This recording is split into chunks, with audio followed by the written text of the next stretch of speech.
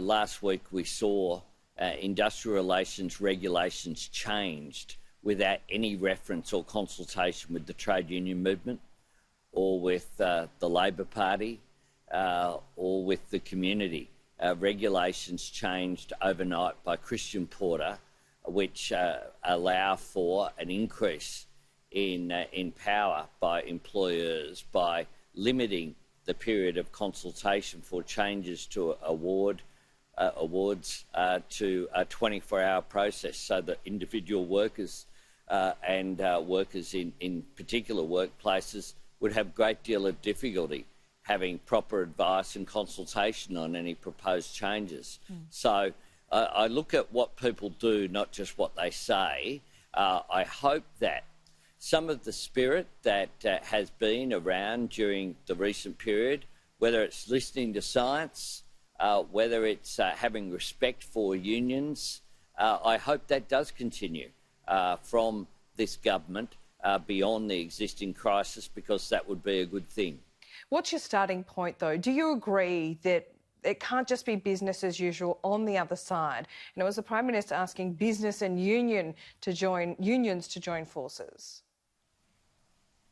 Well, I absolutely agree. It shouldn't be business as usual. We've been reminded of how interdependent we are, Laura.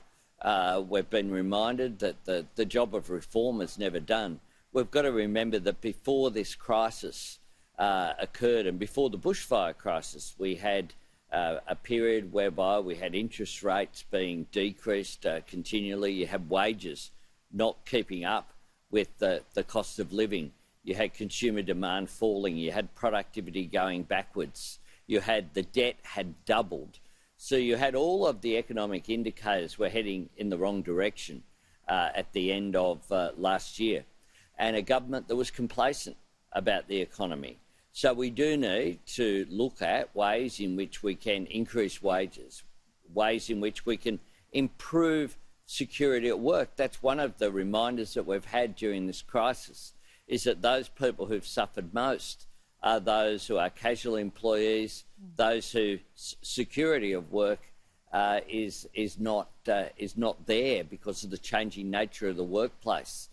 So it's been a reminder there. It's been a reminder that some of the contracting out that's occurred for organisations like Centrelink meant that the public service just wasn't in a position to do its job. That's why we saw those enormous queues outside of Centrelink. It's a reminder that business and unions do have common interests. That's something, Laura, that's been a theme of mine for a long period of time, as you know. And I've been criticised by some on the other side, and indeed from time to time by some on my own side for saying that. Yeah, there are common interests indeed. I guess before I let you go this morning, I kind of want to get an idea of what your starting point is. Are you saying, are you of the view that nothing should be taken off the table here, that there does need to be a big reform agenda? When it comes to things like company tax cuts, well, you wouldn't rule out support for that, given it was a package or part of a package of broader reforms? Well, not many companies will be paying tax over the next year because of what's been happening in the economy. There'll be a major drop in company tax revenue, is one of the things that we're going to see. What I want is an economy that works for people, not people working for the economy. That's the principle I bring to this.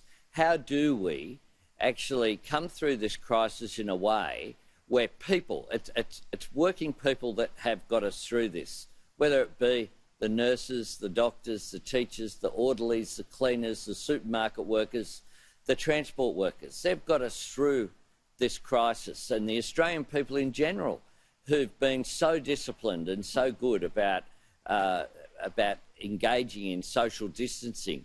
And what we shouldn't have is, as soon as we're through this crisis, a let it rip for market forces approach, whereby it's working people who once again have to cop the brunt of any change. What we need is change in the interests of those people, not against their interests.